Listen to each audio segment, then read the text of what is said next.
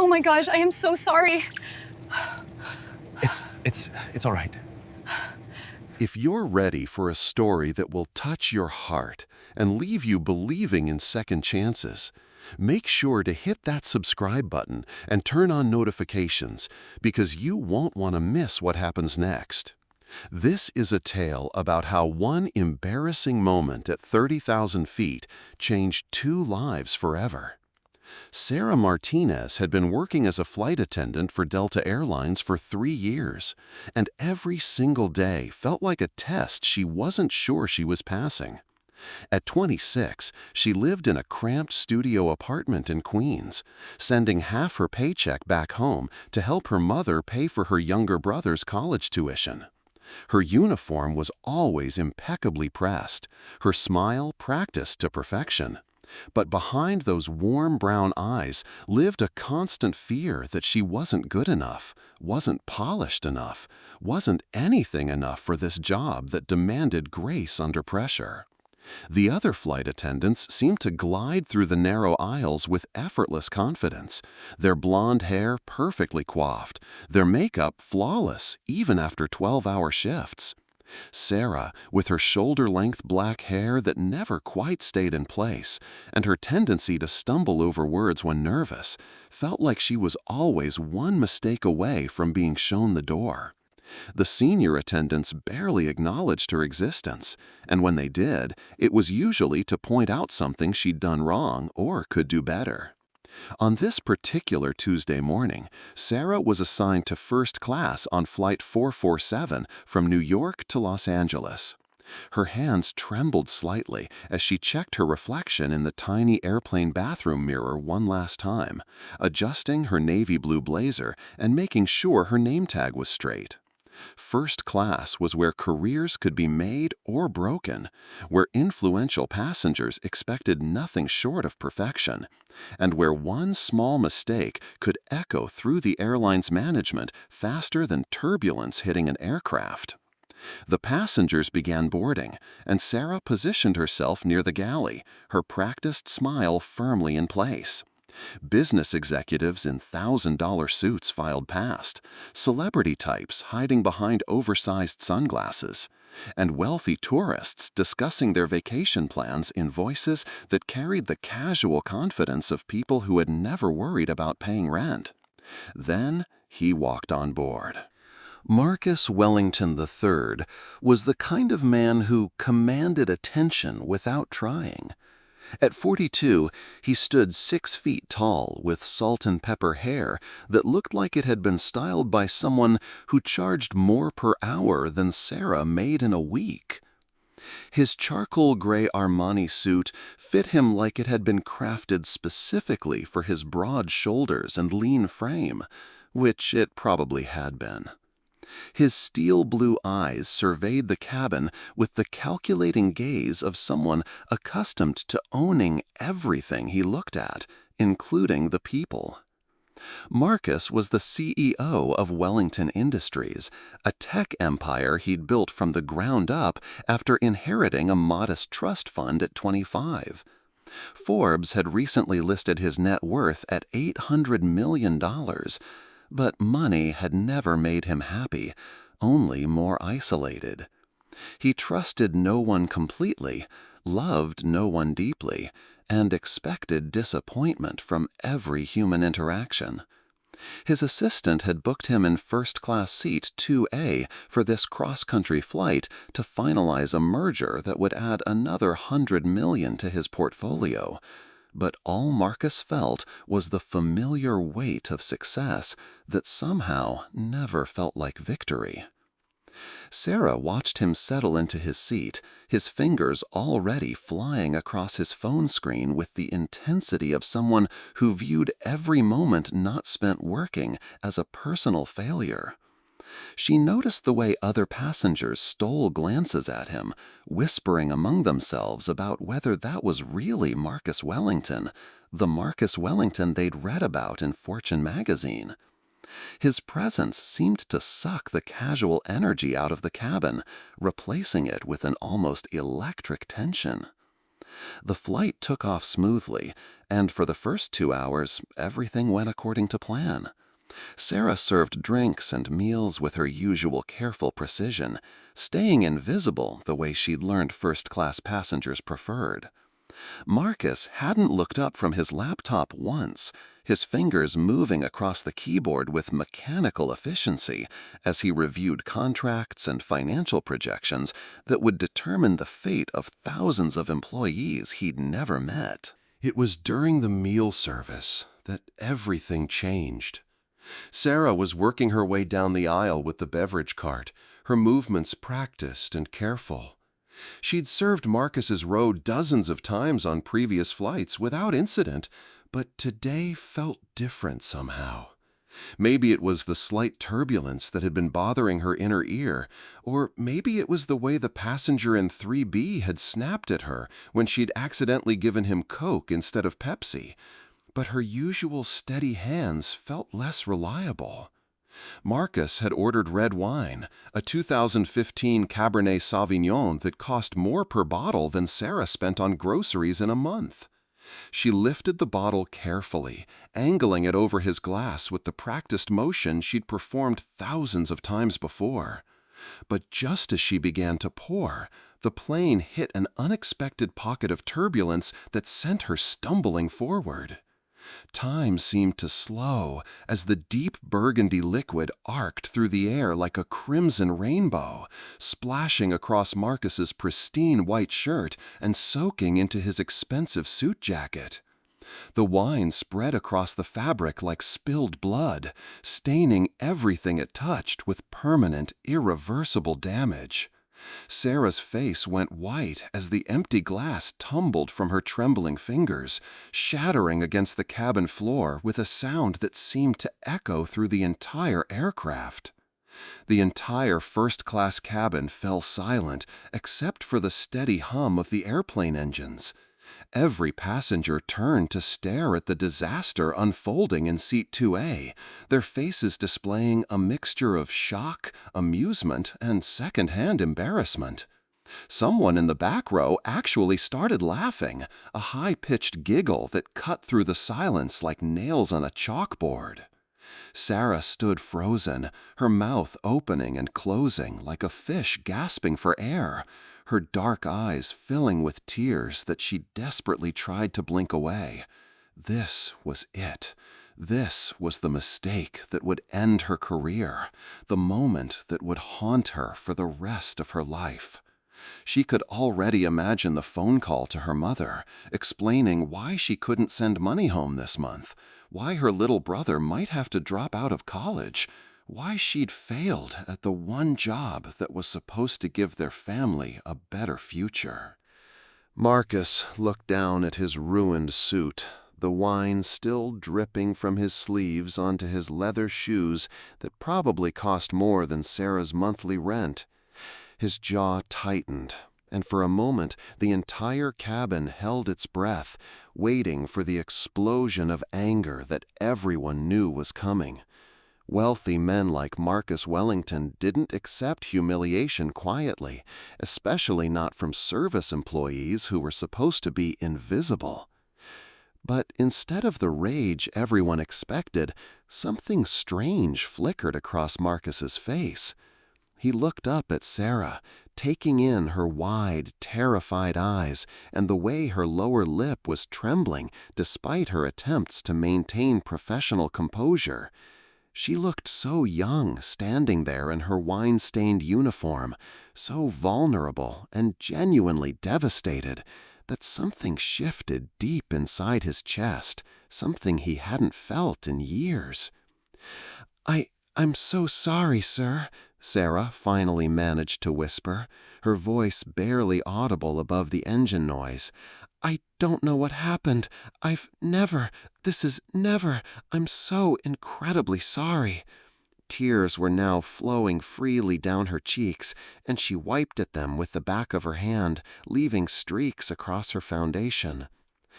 The passenger in 1B, a woman dripping in diamonds who looked like she'd never worked a day in her life, turned to her husband with undisguised glee. Did you see that? That little girl just destroyed his entire outfit. Someone's definitely getting fired today." Her voice carried clearly through the cabin, and several other passengers nodded in agreement, their faces showing the cruel satisfaction that some people derive from watching others fail. Take a moment to hit that like button if you're feeling the tension, and let me know in the comments what you would do if you were in Sarah's shoes right now, because what happened next changed everything.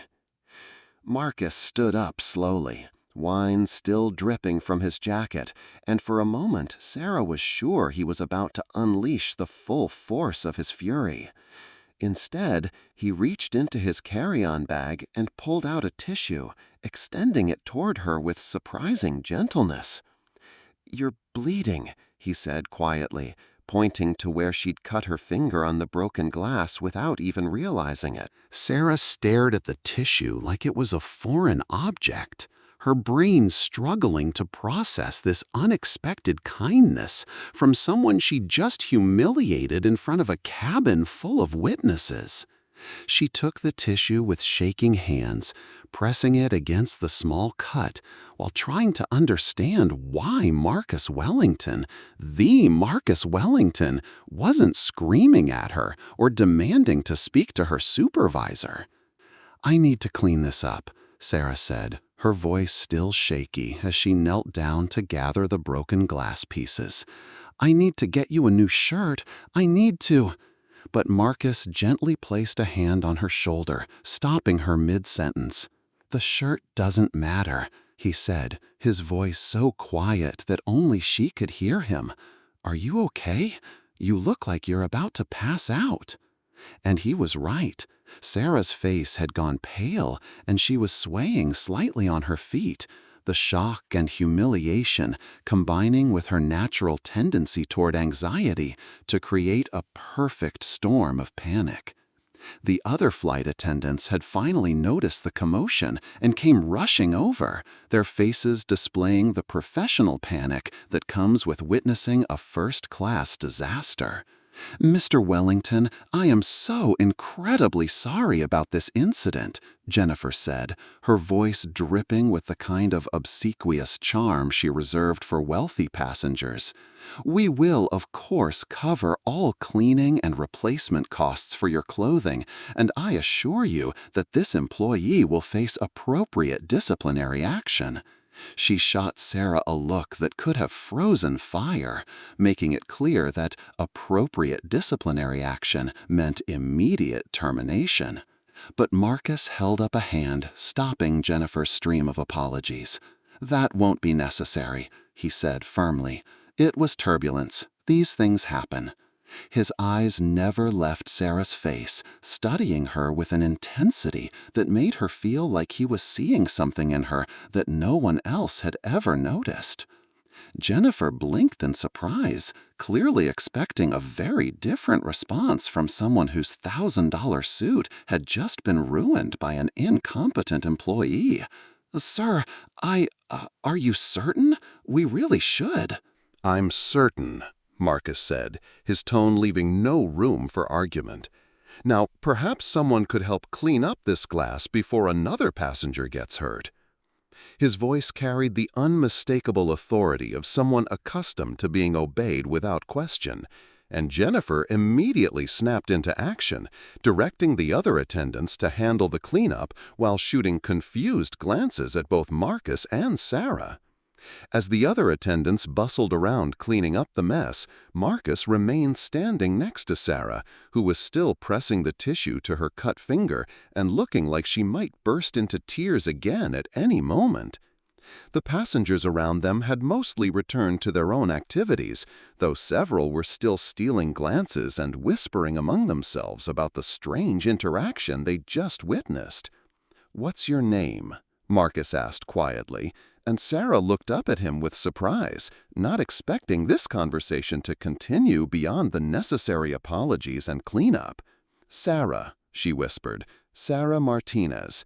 She waited for him to dismiss her, to turn back to his laptop and pretend she no longer existed the way most first-class passengers did after the service was complete. Instead, Marcus extended his hand toward her, his wine-stained sleeve making the gesture almost comical.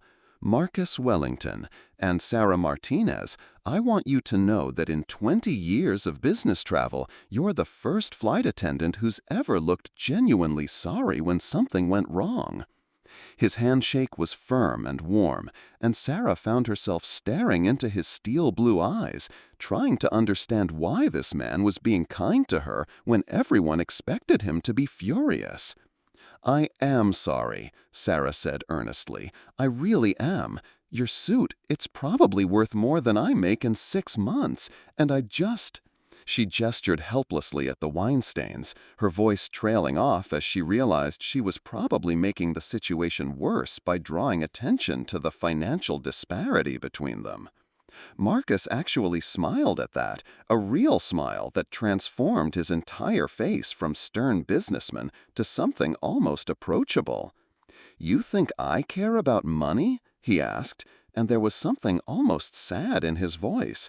"Sarah Martinez, I spend more on suits I never wear than most people spend on cars they drive every day. But do you know what I can't buy, no matter how many zeros are in my bank account?" Sarah shook her head, genuinely curious despite her lingering panic about potentially losing her job. "I can't buy someone looking at me like I'm a human being instead of a walking dollar sign," Marcus said quietly. "I can't buy genuine remorse when someone makes a mistake, or real concern about how their actions affect others. I can't buy someone who cares more about doing the right thing than covering their own back." He paused, studying her face intently. "But apparently, I can get red wine spilled on me by someone who possesses all of those qualities." Sarah felt her cheeks flush, unsure how to respond to this unexpected philosophical moment with a man she'd only known for 10 minutes and had already humiliated spectacularly. "I still ruined your clothes," she said weakly. "My dry cleaner will be thrilled," Marcus replied. "It's probably the most interesting challenge they've had all year." He glanced around the cabin, noting how the other passengers were still stealing glances at their conversation. "Tell me something, Sarah Martinez. Are you always this apologetic when you make mistakes?" The question caught Sarah off guard, and she found herself thinking about all the times she'd over-apologized for minor errors, all the moments she'd taken responsibility for things that weren't entirely her fault, all the nights she'd lain awake replaying conversations and wondering what she could have done differently. "I guess so," she admitted. "My mom always said it's better to say sorry too much than not enough." "Your mother sounds like a wise woman," Marcus said. "But has anyone ever told you that you apologize for things that aren't your fault?" He gestured toward the cabin around them. "Turbulence isn't your fault. The laws of physics aren't your fault. Sometimes accidents just happen, and the measure of a person isn't whether they make mistakes, but how they handle them when they do." This conversation was nothing like what Sarah had expected when she'd walked onto this flight 6 hours ago. She'd expected to serve drinks, collect trash, smile politely, and remain invisible until the plane landed in Los Angeles. She hadn't expected to have a philosophical discussion about accountability and human nature with one of the wealthiest men in America, while his shirt dried stiff with red wine stains. "I should let you get back to your work," Sarah said, suddenly aware that she'd been standing in the aisle talking to a passenger for far longer than was professionally appropriate. Jennifer was already shooting her warning looks from the galley, clearly unhappy about the extended interaction. But Marcus seemed reluctant to end the conversation. "What do you do when you're not 30,000 feet in the air?" he asked, and Sarah was surprised by his genuine interest. I work," Sarah said. "I pick up extra shifts whenever I can. I'm trying to help my family, you know? My little brother's in college, and my mom's been struggling since my dad passed away 5 years ago. She immediately regretted sharing so much personal information with a stranger, especially a wealthy stranger who probably couldn't relate to financial struggles. But Marcus's expression softened. "What's your brother studying?" he asked. "Computer science," Sarah said, her face lighting up with pride despite her embarrassment. "He's really smart, much smarter than me. He's going to build apps and websites and maybe even video games. He's already got some ideas for programs that could help small businesses organize their finances better." She realized she was rambling and stopped abruptly. "Sorry, I don't know why I'm telling you all this." "Because I asked," Marcus said simply. "And because you're proud of him. That's not something to apologize for." He was quiet for a moment, seeming to consider something. "Computer science is a good field. There's a lot of opportunity there for someone with talent and drive." Before Sarah could respond, the captain's voice crackled over the intercom, announcing their initial descent into Los Angeles. The conversation would have to end soon, and Sarah felt an unexpected pang of disappointment. Despite the disastrous beginning, talking to Marcus had been the most interesting part of her day, maybe even her week. "I should prepare for landing," Sarah said reluctantly. "But, Mr. Wellington, I really am sorry about your suit. If there's anything I can do—" Marcus reached into his jacket pocket, pulling out a business card that he handed to her. The thick, expensive cardstock was slightly wine-stained around the edges, but his contact information was still clearly visible. "There is something you can do," he said. "Tell your brother that if he ever wants to discuss his app ideas with someone in the tech industry, he should give me a call. Wellington Industries is always looking for fresh talent with innovative ideas." Sarah stared at the business card in shock, reading the name Marcus Wellington III, CEO, printed in elegant script below the company logo. This was real. The Marcus Wellington, whose company had been featured on the cover of Business Week just last month, was offering to talk to her little brother about his computer programming dreams? I don't understand," Sarah stammered. "Why would you— I mean, you don't even know him, and I just ruined your brother didn't spill wine on me," Marcus said, with another one of those surprising smiles. "And from what you've told me, he sounds like exactly the kind of person my company needs more of. Someone with big ideas and a sister who believes in him enough to work multiple jobs to support his education." He paused, his expression becoming more serious. "Besides, I have a feeling that anyone raised by the same family that produced you must have some pretty admirable qualities. What would you do if a millionaire offered to help your family after you just embarrassed yourself in front of everyone? Drop a comment below, because Sarah's reaction surprised everyone, including Marcus himself." Sarah felt tears welling up in her eyes again, but these were different from the tears of panic and humiliation she'd shed earlier. These were tears of gratitude and disbelief, the kind that come when life throws you an unexpected blessing just when you thought everything was falling apart.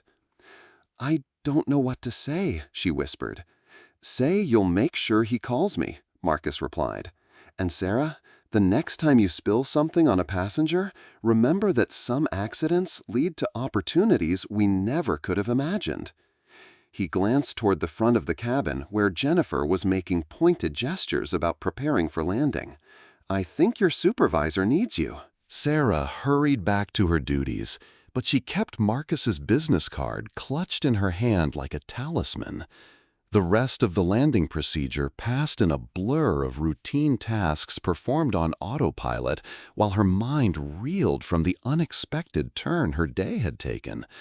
She kept stealing glances at Marcus, who had returned to his laptop, but occasionally looked up to give her encouraging nods when he caught her eye.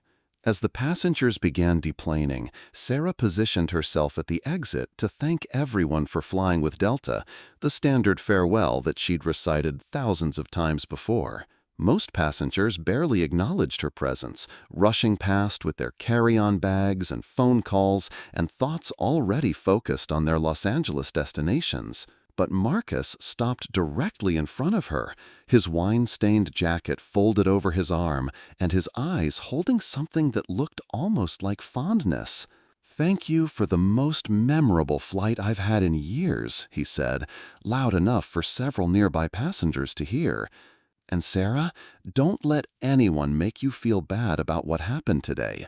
You handled it with more grace than most people would have managed." Jennifer, who was standing close enough to overhear, looked confused by the positive interaction between the wealthy passenger and the employee who'd just caused what should have been a customer service disaster. Other passengers were also looking puzzled, clearly having expected this conversation to involve complaints and demands for compensation. "Have a wonderful time in Los Angeles, Mr. Wellington," Sarah managed to say, her voice steadier than she'd expected. "And thank you for everything." The last part was spoken so quietly that only Marcus could hear it, but his smile told her that he understood exactly what she meant. After Marcus disappeared into the jet bridge with the other passengers, Sarah stood in the empty cabin, feeling like she'd just lived through the most surreal 6 hours of her life. The wine stains on the carpet and her uniform were evidence that everything had really happened, but the business card in her pocket felt like something from a dream. Jennifer appeared at her side, her expression unreadable. "That was unexpected," she said slowly. "I've never seen a first-class passenger react like that to having their clothes ruined. Are you sure nothing else happened that I should know about?" "Nothing else happened," Sarah said honestly. "He was just kind. Kinder than I expected, or probably deserved." She looked down at the wine stains on her blazer, knowing that she'd wear them like a badge of honor rather than a mark of shame. "Well, you're incredibly lucky," Jennifer said. "If he had complained, you'd be looking for a new job tonight. As it is, make sure you file a complete incident report before you go home, and maybe think about being more careful during beverage service. Not every passenger will be as understanding as Mr. Wellington." But Sarah was already thinking about something much more important than incident reports or her supervisor's warnings. She was thinking about the phone call she was going to make to her little brother Diego that evening, and the conversation that might change his entire future. She was thinking about how a moment of clumsiness and humiliation had somehow transformed into the most meaningful interaction she'd had with another human being in months. The flight crew finished their post-flight duties in record time, everyone eager to start their layover in Los Angeles. Sarah changed out of her wine-stained uniform in the airport employee facilities, but she kept Marcus's business card carefully tucked in her wallet, right next to a photo of Diego at his college graduation ceremony that was still 2 years in the future, but which she visualized every day as motivation to keep working extra shifts. That evening, in her modest hotel room near LAX, Sarah sat on the edge of the bed holding her phone and staring at Marcus's business card. Part of her worried that calling would be presumptuous, that he'd been polite in the moment but didn't really expect to hear from her or her brother. But another part of her, the part that had recognized genuine sincerity in his steel blue eyes, knew that he had meant every word.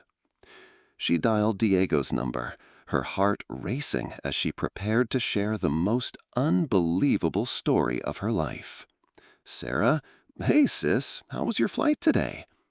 Diego's familiar voice was warm and slightly distracted, probably working on one of his coding projects while they talked. "Diego, you're not going to believe what happened to me today," Sarah began. And then she told him everything. About the turbulence and the wine and the broken glass, about Marcus Wellington's unexpected kindness. about the business card that was now sitting on her hotel room desk like a golden ticket to possibilities neither of them had dared to imagine. Diego was quiet for a long moment after she finished her story. Then he said, "Sarah, are you sure this really happened? Marcus Wellington, the actual Marcus Wellington, wants to talk to me about my app ideas?" "I know it sounds crazy," Sarah said. "It sounds crazy to me too, and I lived through it. But Diego, I've never met anyone like him. He wasn't what I expected at all. He was real. And when he talked about your future, he seemed genuinely interested in helping." "But why?" Diego asked, voicing the question that had been nagging at Sarah all afternoon. "Why would someone like that care about helping people like us?" Sarah thought about Marcus's comment about not being able to buy genuine human connection, about the loneliness she'd glimpsed behind his successful exterior. "I think maybe he's not as different from us as we thought," she said slowly. "I think maybe he understands what it's like to work hard for your dreams, even if his journey looked different from ours." They talked for another hour, with Diego alternating between excitement and disbelief as they discussed the possibility of him actually calling Wellington Industries. Sarah could hear the hope creeping into her little brother's voice, and it made everything she'd been through that day feel worthwhile. 3 days later, back in New York and working another cross-country flight, Sarah was serving dinner in coach class when her phone buzzed with a text message from Diego. She couldn't check it immediately, but during her break, she ducked into the galley and nearly dropped her phone when she read his message. "Sarah, I called him. I actually called Marcus Wellington, and he wants to meet with me next week when he's in Boston for business. He said my inventory app idea has real potential, and he wants to discuss possible internship opportunities with Wellington Industries. I can't believe this is real. Thank you for spilling wine on the right person. I love you." Sarah had to excuse herself to the airplane bathroom because she started crying right there in the galley, tears of joy and relief and amazement at how dramatically life could change in the span of a few days. Her coworkers probably thought she was having a breakdown, but she was actually having the opposite, a breakthrough into a future that looked brighter than anything she dared to hope for. But the story didn't end with Diego's phone call. 2 weeks later, Sarah was working a New York to Chicago flight when she noticed a familiar name on the first-class passenger manifest. Marcus Wellington was flying with Delta again, and he'd specifically requested to be seated in her section. Sarah spent the entire pre-flight preparation period fighting butterflies, unsure what to expect from this second encounter. Was he flying with her airline again by coincidence, or had he specifically chosen Delta because of their previous meeting? And what would she say to the man who had potentially changed her brother's entire life trajectory with one simple gesture of kindness? When Marcus boarded the aircraft, he was dressed in another impeccable suit, this one navy blue, and clearly expensive enough to make Sarah extra cautious around any beverages. But when their eyes met, his face lit up with genuine pleasure, like he was seeing an old friend rather than the flight attendant who had ruined his clothes 2 weeks earlier. "Sarah Martinez," he said warmly as he settled into seat 1A, "I was hoping you'd be working this flight." "Mr. Wellington," Sarah replied, trying to maintain professional composure despite the flood of gratitude and curiosity she felt. "It's good to see you again. How are you?" What she really wanted to ask was whether he'd spoken to Diego, whether the meeting had gone well, whether her brother's dreams were actually coming true, but she wasn't sure how to bring up personal matters while performing her duties. Marcus seemed to understand her internal struggle. "Your brother is remarkable," he said quietly, answering her unspoken questions. We spent 3 hours discussing his app concept, and I haven't been that impressed by a young programmer's potential in years. He starts his internship with Wellington Industries next month." Sarah felt her knees go weak, and she had to grip the back of the nearby seat to steady herself.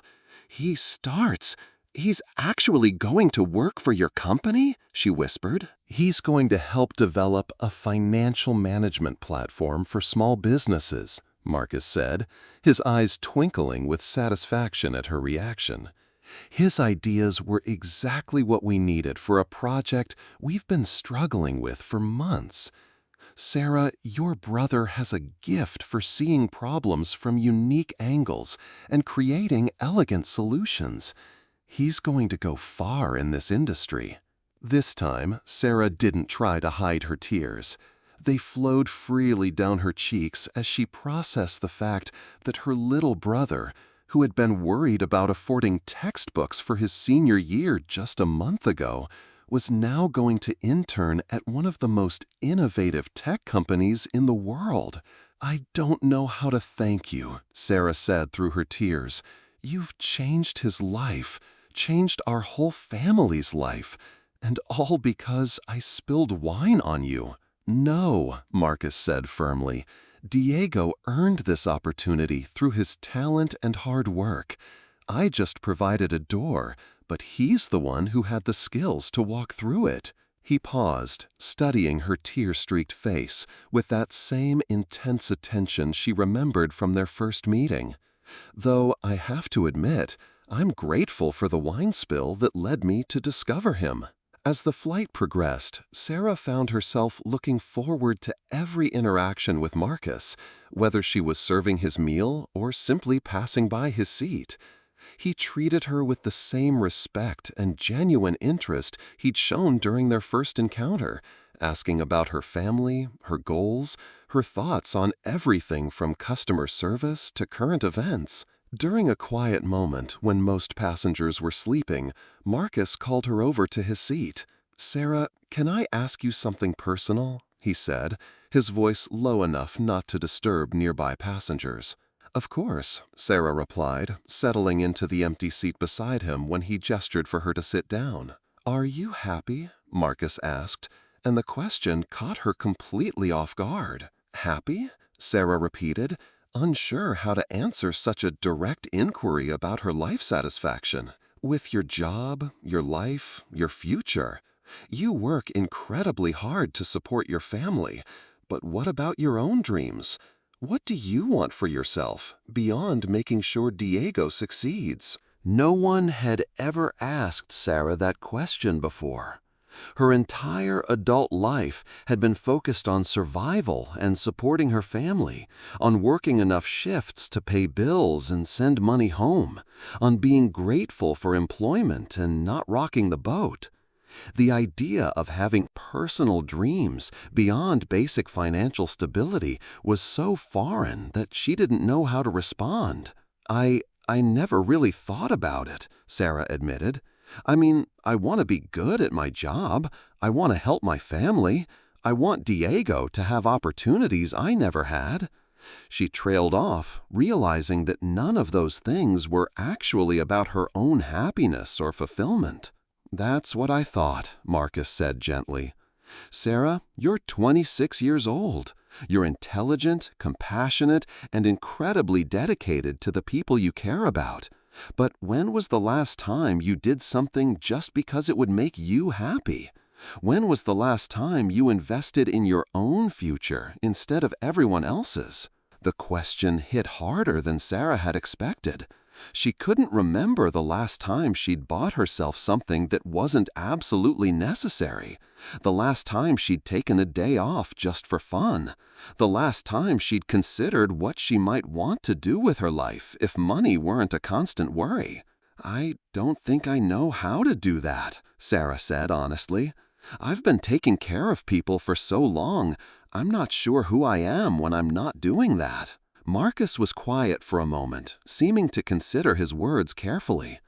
"What if I told you that you could still take care of the people you love while also taking care of yourself? What if those two things didn't have to be mutually exclusive?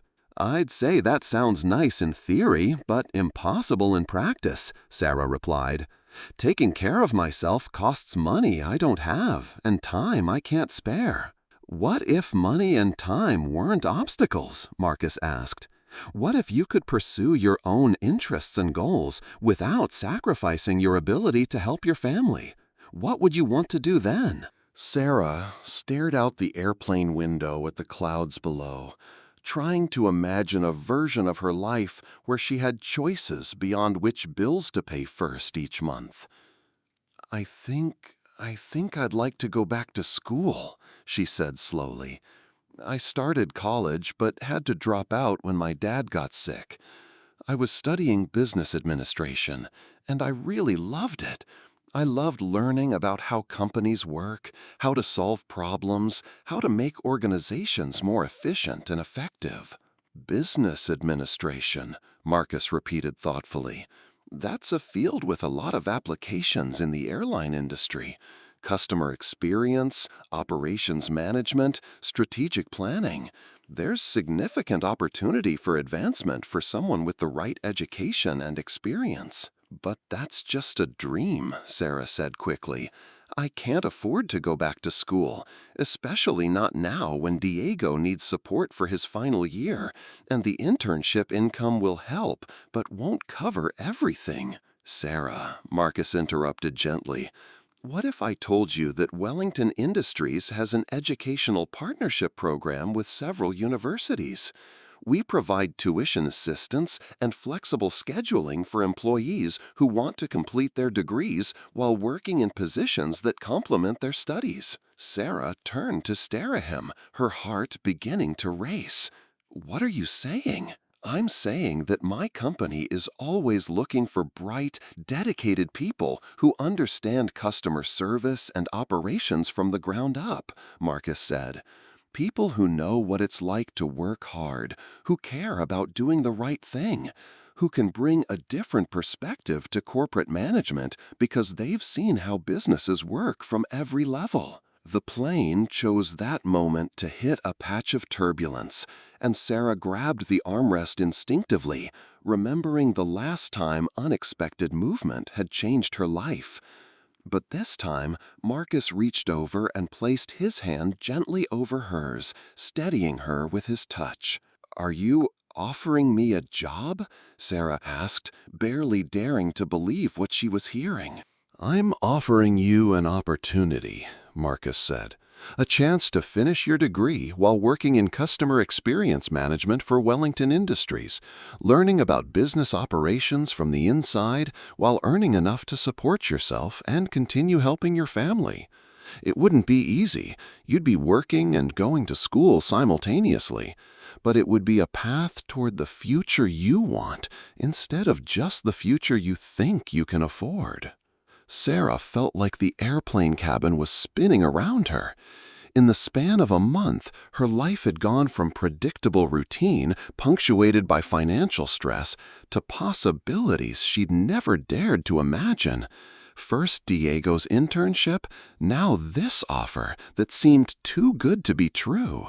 If you're feeling as overwhelmed as Sarah right now, smash that like button and tell me in the comments whether you think she should trust this incredible opportunity or if something seems too good to be true. Why?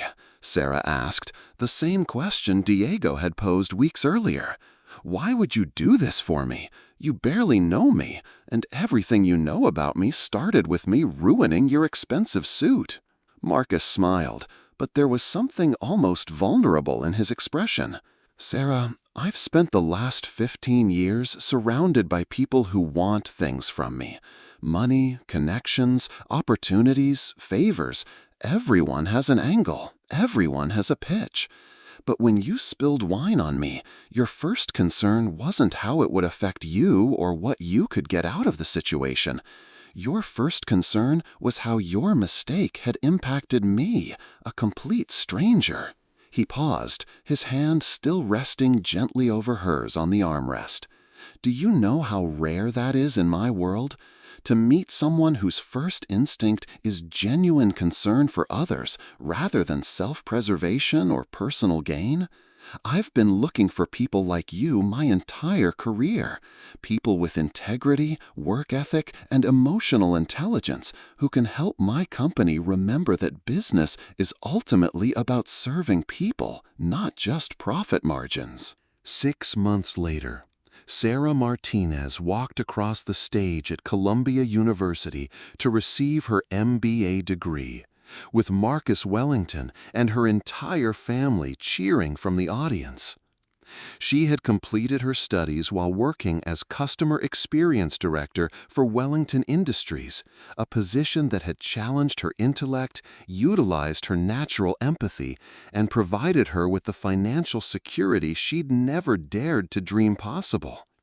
Diego had been hired full-time after his internship and was already leading his own development team, creating software solutions that were revolutionizing how small businesses manage their operations. Their mother had been able to quit her second job and focus on her art for the first time in decades. But perhaps the most unexpected transformation was the one that had developed between Sarah and Marcus themselves. What had begun as professional mentorship had slowly evolved into deep friendship, and then into something neither of them had been looking for, but both had desperately needed. Marcus had found in Sarah someone who loved him for his kindness and intelligence rather than his wealth and status, while Sarah had discovered a partner who encouraged her dreams and celebrated her achievements with genuine joy. As Sarah walked off that graduation stage and into Marcus's arms, both of them knew that sometimes the most beautiful love stories begin with the most embarrassing accidents, and that true wealth isn't measured in bank accounts, but in the connections we make with people who see our hearts rather than our circumstances. If this story touched your heart and reminded you that life can change in the most unexpected moments, please share it with someone who needs to hear that their dreams are still possible.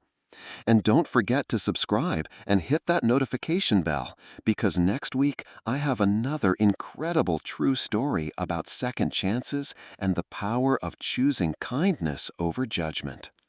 Until then, remember that sometimes our biggest mistakes lead to our greatest blessings, and you never know whose life you might change just by being genuinely, authentically yourself.